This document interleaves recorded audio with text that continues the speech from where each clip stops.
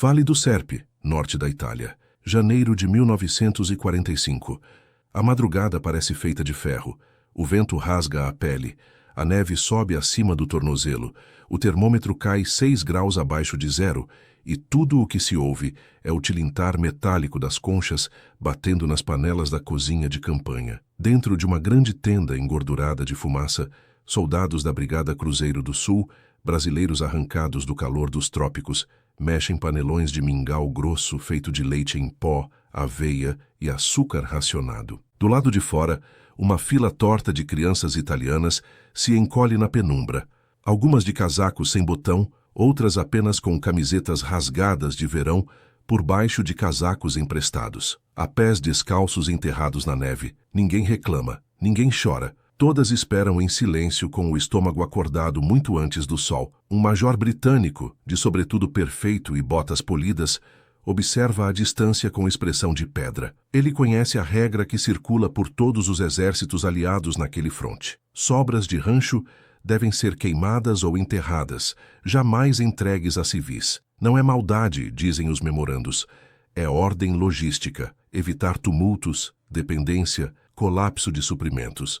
O britânico aperta o queixo, dá meia volta irritado, afasta-se na neve. Atrás dele, um cabo brasileiro segura uma concha cheia de mingau fumegante, hesita só por um segundo e estende o braço para a primeira menina da fila, uma pequena de cabelos escuros, dedos roxos, olhar grande demais para a idade. Ela segura o prato com as 2 mãos trêmulas, como quem recebe um segredo. Atrás dela, mais 30 pequenos corpos avançam em silêncio, formando uma trilha de passos miúdos no branco. O gesto é simples, mas atravessa a espinha de toda a máquina de guerra. Aquele cabo ainda não sabe que naquela noite, alguém nos depósitos de suprimento vai contar as panelas e perguntar por que a ração desaparece mais rápido do que deveria.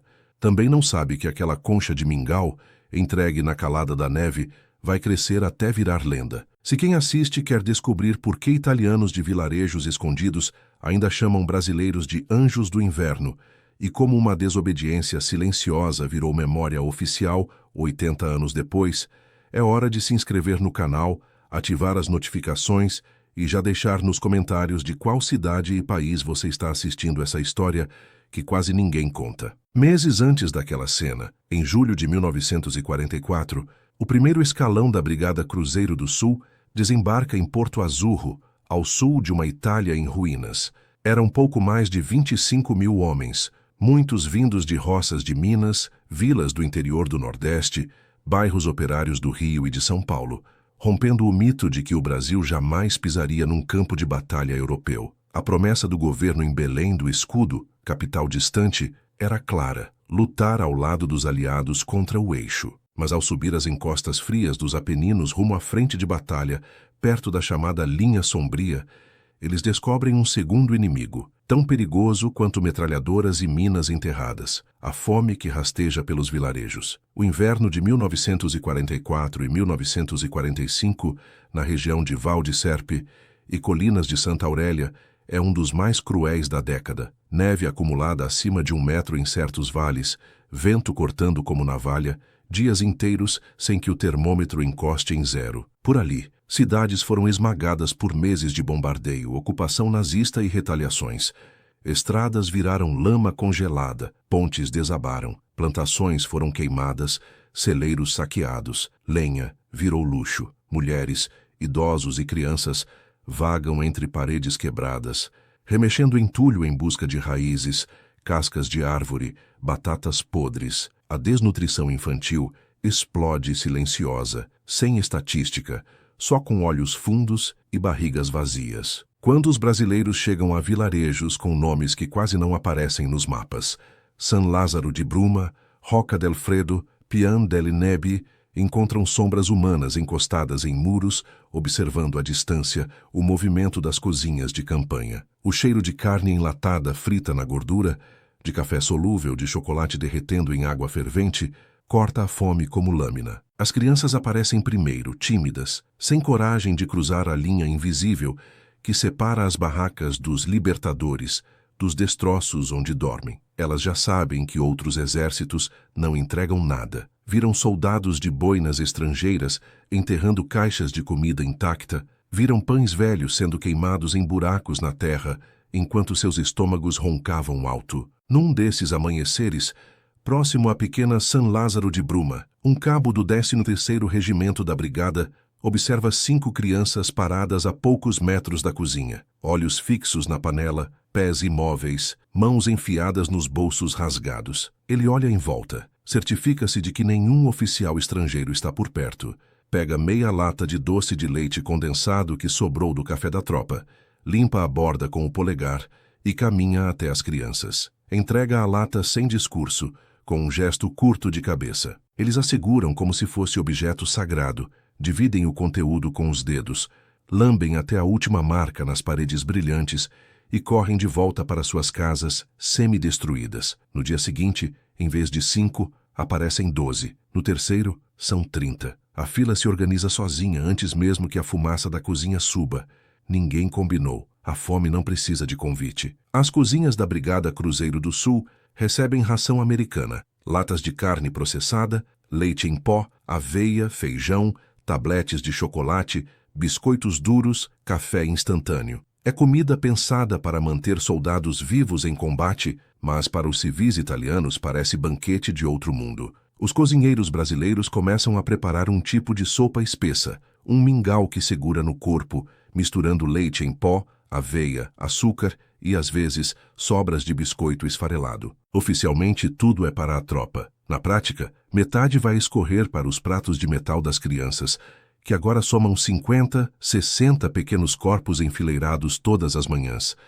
Ninguém fala em desobediência, mas todo mundo sabe que aquilo atravessa as ordens de suprimento dos aliados. Quando um oficial de ligação americano visita o acampamento em meados de janeiro e repara no movimento de civis nas bordas do rancho, a temperatura cai alguns graus. Ele pergunta em tom que não admite risos se há autorização para alimentar população local. O comandante brasileiro responde que não se desperdiça comida diante de quem está morrendo de fome e muda de assunto. O americano anota algo num caderno preto, fecha, vai embora. A frase fica pairando junto com a fumaça dos panelões. A sensação é clara. Se a cadeia de comando aliada quiser, corta o fornecimento de ração do dia para a noite. Enquanto os boatos correm, um outro tipo de desobediência nasce numa casa sem portas em Roca del Fredo. Uma mãe chega à tenda da enfermaria improvisada, carregando um menino de 2 anos, febril, olhos revirando, respiração curta. Não há hospital funcionando num raio de dezenas de quilômetros, nenhuma ambulância civil, médico algum que possa atravessar estradas minadas e pontes quebradas. O tenente médico brasileiro, acostumado a suturar ferimentos de bala e estilhaços, encosta a mão na testa da criança, examina olhos e pulsação, percebe o que não precisa de livro. Se ele não agir, o menino não chega à noite. Ele sabe que o estoque de antibiótico é contado para tratar combatentes. Mesmo assim, toma uma decisão que não está em manual nenhum. Ele pega um jipe, enfrenta caminhos congelados rumo a uma cidade maior, Florença Nova, onde funciona um hospital de campanha aliado. Cada curva é um risco. Cada ponte improvisada pode desabar sob o peso do veículo. Consegue poucas doses de penicilina com colegas de outro exército, volta no mesmo dia, com os dedos congelados no volante. Aplica a medicação no garoto, fica de vigília. 3 dias depois, a febre baixa, as bochechas recuperam uma cor mínima, o menino se senta, pede água. A mãe sai gritando pela vila, repetindo o milagre em voz simples.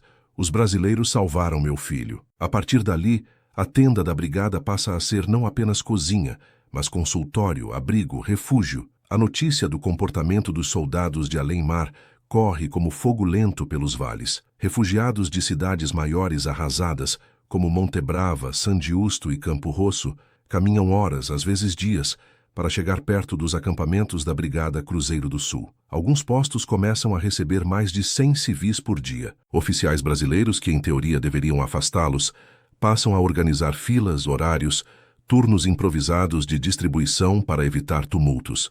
Soldados doam cobertores, jaquetas, botas gastas. Em noites de nevasca, famílias inteiras dormem espremidas dentro de barracas de lona, ao lado de fuzis enfileirados.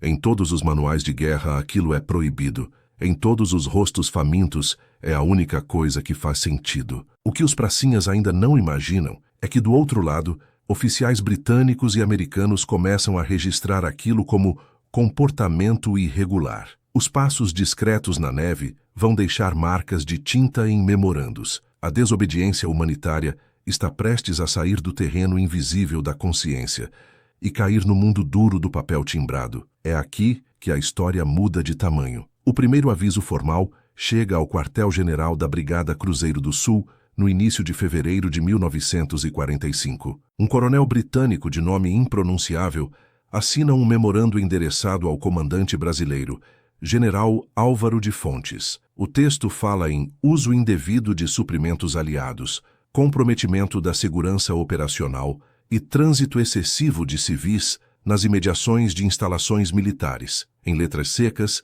cita especificamente a presença diária de crianças italianas perto das cozinhas brasileiras e exige esclarecimentos. Fontes lê o papel em silêncio, observa pela janela um grupo de meninos correndo atrás de um jipe, dobra o documento e o guarda na gaveta mais funda da mesa. Não responde. Ele sabe que se ordenar o fim da assistência, a tropa vai obedecer só da boca para fora. Oficiais intermediários ficam dilacerados entre dois mundos.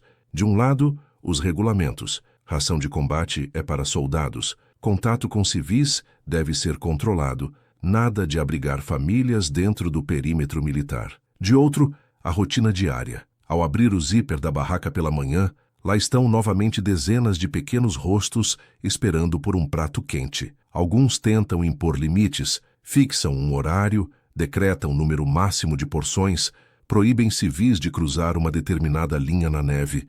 As ordens duram 2 ou 3 dias, até o primeiro menino descalço aparecer do outro lado da fita imaginária. A partir daí, a regra volta a ser dobrada, como o memorando na gaveta do general. Em São Lázaro de Bruma, a fila de famintos cresce tanto que o capitão responsável pelo rancho decide assumir o que todos fingem não ver. Ele organiza 2 turnos claros. Primeiro os soldados, depois os refugiados. Panelões extras são preparados usando parte da ração da janta. A tropa passa a comer menos à noite para garantir que sobre suficiente para o amanhecer. Não há reclamação. Muitos dos brasileiros vieram de vidas onde dividir o pouco era lei antiga. Conhecem o rosto da fome, reconhecem nos olhos italianos o espelho de suas próprias famílias a um oceano de distância. E a generosidade transborda além do mingau. Em Roca del Fredo, um sargento de voz rouca percebe que muitas famílias nem sequer têm utensílios para cozinhar. Panelas foram saqueadas, pratos viraram destroços.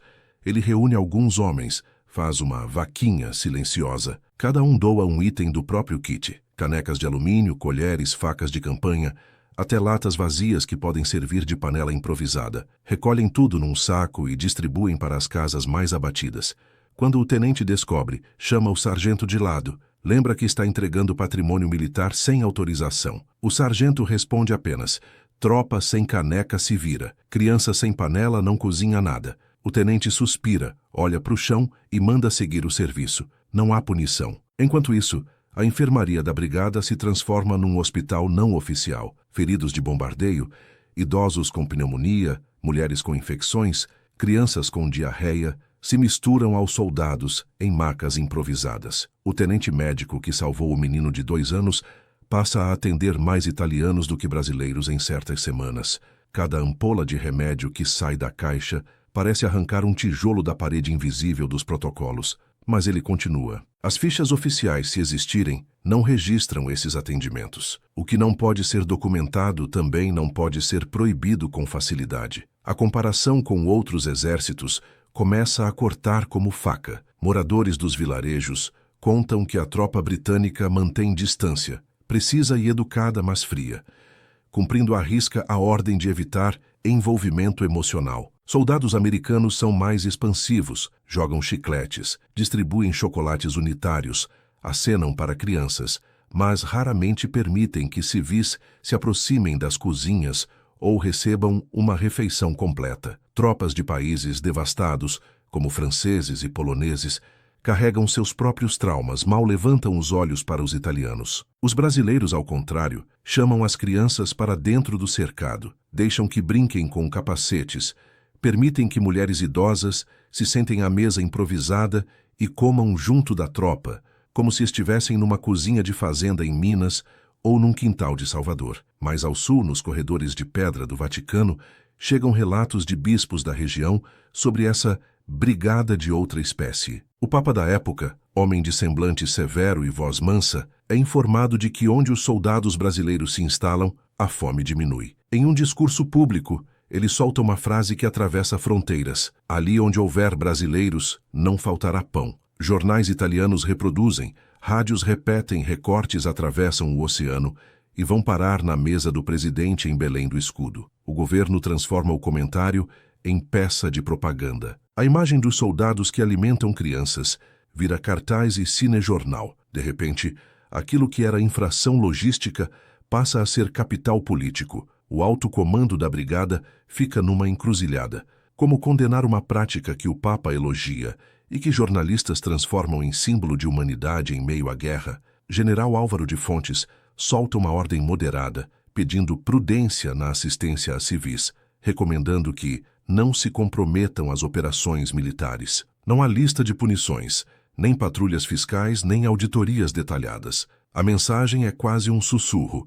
No papel, cumpre-se a exigência aliada. Na neve, continua-se servindo o mingau. A justiça militar da brigada julga casos pesados: deserção, violência, abuso de prisioneiros, mas nenhum processo é aberto contra soldados que desviaram comida ou remédio para italianos. Historiadores, décadas depois, vão chamar isso de desobediência humanitária tolerada. Os pracinhas, naqueles dias, só chamavam de fazer o certo. A hierarquia seguia funcionando. Ordens eram dadas, relatórios eram preenchidos, bandeiras eram hasteadas. Mas havia uma linha que nenhum regulamento cruzava: a de deixar uma criança tremer de fome do lado de fora, enquanto havia panela cheia do lado de dentro. Em abril de 1945, enquanto a neve começa a derreter e o barro toma o lugar do gelo, os brasileiros participam da ofensiva final no norte. Povoados como Monte Brava, Colle de Santa Chiara e Ponte Verde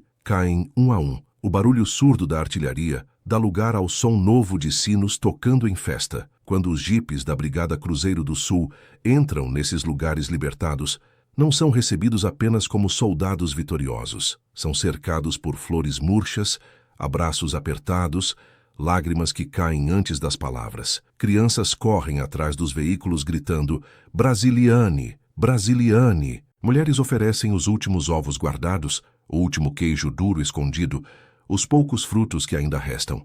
Idosos beijam as mãos calejadas dos pracinhas. Para aquelas cidades, a brigada não trouxe só o fim dos uniformes nazistas.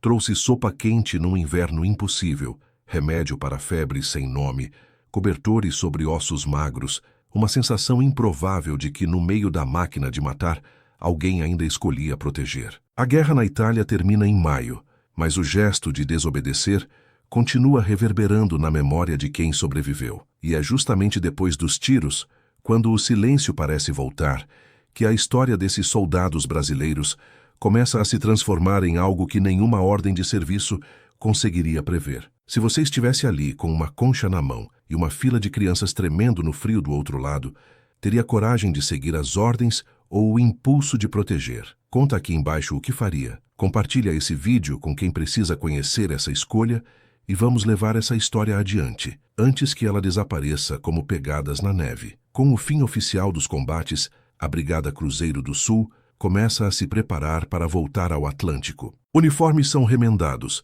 listas de embarque são lidas em voz alta, bandeiras são cuidadosamente dobradas. Mas nas semanas entre a última batalha e o retorno, um movimento contrário acontece. Em vez de italianos indo até os acampamentos para pedir ajuda, são eles que chegam carregando presentes. Em Val di Serpe, mulheres aparecem com lenços bordados às pressas, crianças trazem desenhos feitos em papel de embrulho, homens idosos carregam pequenas cestas com pedaços de pão, poucas azeitonas, talvez um ovo guardado. Cartas escritas em italiano torto, com palavras erradas, são entregues a soldados que mal conseguem decifrar. Uma delas diz, em poucas linhas, Grazie, soldado do Brasil. Outra lista, 27 nomes de crianças que não morreram de fome por causa de vocês. Os pracinhas dobram esses papéis com um cuidado que não tem nem com ordens oficiais, e os colocam dentro das mochilas, junto a fotos amareladas de famílias no Brasil. Alguns desses bilhetes sobreviverão décadas, guardados em caixas de sapato, até serem doados a museus. Naquele momento, no entanto, são apenas pedaços frágeis de uma gratidão que transborda sem saber como se expressar. Nos meses seguintes, vilarejos como Montebrava, São Lázaro de Bruma e Roca del Fredo começam, por conta própria, a erguer memoriais improvisados. Uma placa de bronze num muro rachado, uma cruz de madeira com uma pequena bandeira verde e amarela, amarrada com barbante, uma rua rebatizada de Via Brasile. Em Pian del Nebe, a praça central ganha um novo nome, Largo da Amizade Brasil-Itália. Em Roca del Fredo, moradores juntam dinheiro e mandam esculpir, num ateliê da cidade grande, a imagem de um soldado brasileiro segurando um prato de comida. A estátua é simples, sem grandes detalhes, mas se torna ponto de encontro de gerações. Enquanto isso, do outro lado do oceano, em Belém do Escudo, os mesmos soldados voltam sem grande alarde. Recebem um desfile apressado, algumas medalhas, poucas promessas. Muitos encontram empregos que desapareceram, famílias endividadas, cidades que mal entendem onde eles estiveram. Passam anos lutando por pensões dignas, reconhecimento, tratamento para feridas que não aparecem nos raios-x. Alguns morrem na pobreza, outros se calam engolindo memórias como se fossem sobras de guerra que ninguém pediu para ouvir. A distância entre a Itália, que ergue placas, e o Brasil, que esquece nomes, cresce como um oceano dentro de cada veterano. Décadas se empilham. Os meninos italianos que ficavam na fila do mingau viram pais, depois avós. Contam a seus filhos e netos, noite após noite, a história de soldados morenos, risonhos que dividiam tudo. Alguns lembram de sabores específicos, o doce grosso do leite condensado, o cheiro do café que nunca tinham provado, o calor do cobertor militar. Em Montebrava, professores decidem incluir a chegada dos brasileiros nas aulas de história local. Crianças aprendem, ainda pequenas, que houve um inverno em que homens de muito longe escolheram desobedecer ordens para que elas existissem. Em 1975, 30 anos depois do fim da guerra, a pequena Roca del Fredo cria o Dia do Caldo da Amizade. Todo mês de abril, moradores se reúnem na praça em frente à estátua do soldado com o prato. Panelões são colocados sobre fogo vivo, leite em pó e aveia são misturados com açúcar, como na velha receita improvisada dos cozinheiros brasileiros. Crianças italianas, agora bem alimentadas e de botas de inverno, fazem fila com canecas de metal, recebem o mingau, riem. Algumas não conseguem entender a gravidade do ritual, mas os mais velhos sim. Bandeiras do Brasil e da Itália são erguidas lado a lado. Fotos de soldados da Brigada Cruzeiro do Sul são colocadas em murais. Às vezes, um ou outro veterano brasileiro retorna, agora curvado pela idade, apoiado numa bengala. Ao sentir o cheiro do mingau, muitos choram antes mesmo da primeira colherada. Relatos desses encontros passam a aparecer em documentários, livros, reportagens.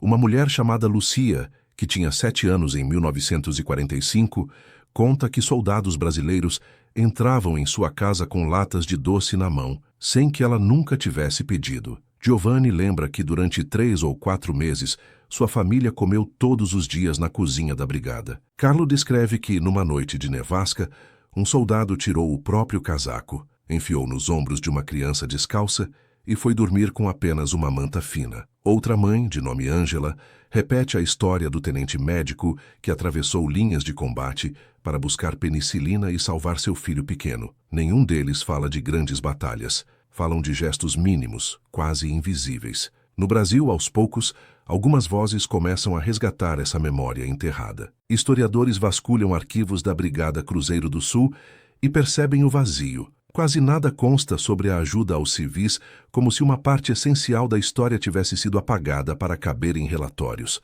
Mas os depoimentos italianos, as placas de bronze, os festivais de mingau, as fotos de soldados segurando crianças no colo são evidência viva demais para ser ignorada. Documentaristas de ambos os países se unem para filmar reencontros. Numa dessas cenas, um ex-soldado brasileiro de mais de 90 anos volta à Roca del Fredo. Ao descer do ônibus, é abraçado por uma senhora de cabelos brancos e olhos marejados. Ela foi uma das crianças da fila. Ele foi um dos homens atrás da panela. Ela segura seu rosto com as 2 mãos trêmulas e diz em italiano: Você me deu a vida. Ele responde em português, com voz quebrada. Eu só não consegui virar as costas. Em anos recentes, cidades italianas reforçam ainda mais essa ponte. Montebrava inaugura um pequeno museu dedicado à Brigada Cruzeiro do Sul, com uniformes, cartas, mapas, fotos em preto e branco dos soldados ao lado de famílias italianas. Escolas levam turmas inteiras para visitar o espaço.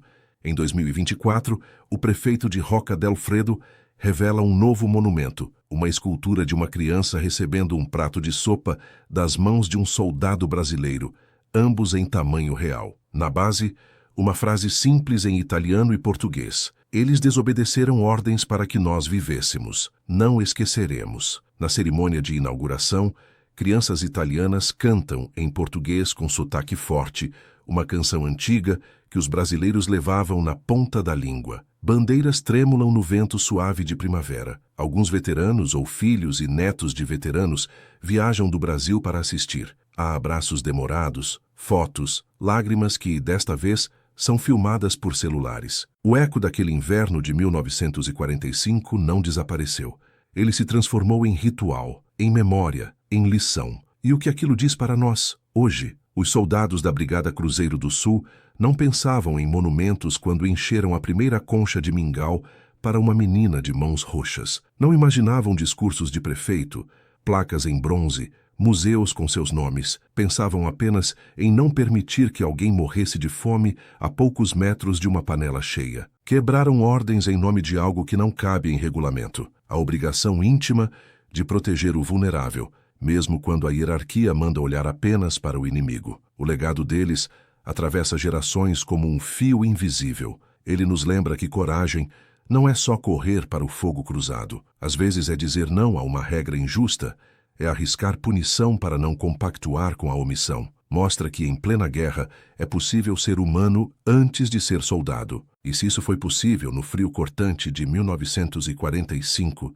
também é possível agora, em tempos diferentes, mas igualmente cheios de escolhas morais. Se essa história te tocou de alguma forma, se fez você pensar em seus próprios avós, em pessoas que ajudaram sua família em tempos difíceis, ou em situações em que alguém desobedecendo, por um motivo certo mudou a sua vida, eu quero te convidar a escrever aqui nos comentários. Conta a memória que você não quer deixar morrer. Compartilhe este vídeo com quem acha que o Brasil não fez nada na Segunda Guerra e ajude a aquecer essa narrativa que ainda é tão desconhecida por aqui. A memória dos pracinhas, desses homens que enfrentaram frio, bombas e ordens para salvar crianças, depende da gente para continuar viva. Obrigado por ficar até o fim.